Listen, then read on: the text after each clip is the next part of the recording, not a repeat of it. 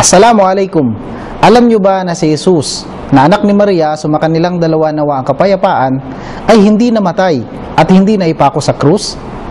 Bilang pagpapasinungaling ni Allah subhanahu wa ta'ala sa paniniwala ng mga Hudyo, ay sinabi niya, wa qawlihim, inna qatalna al-Masiha Isa ibn Maryam Rasulullah, wa ma qataluhu wa ma salabuhu, walakin shubbiha lahum, wa innal ladhina ikhtalafu fihi lafi shakkin min, ma lahum bihi min ilmin illa ittiba'a adh-dhann, wa ma qataluhu yaqina, bal rafa'ahu Allahu ilayhi, wa kana Allahu azizan hakima.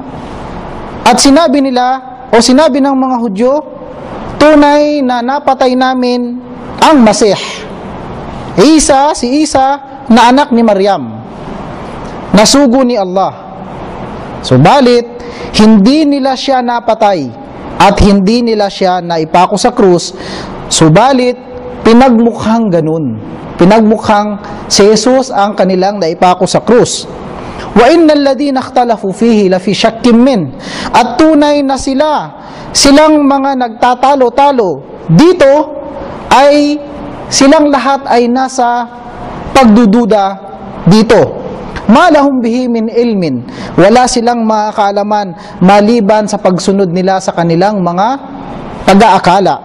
Wa ma qataluhu yaqina. Sinabi ni Allah, at tunay na hindi nila siya napatay. Bal rafa'ahu Allahu ilayhi. Ngunit iniangat siya ni Allah sa kanya, at tunay na si Allah subhanahu wa ta'ala ay azizan hakima. Siya ang pinakamakapangyarihan, siya ang hakim, siya ang pinakamarunong.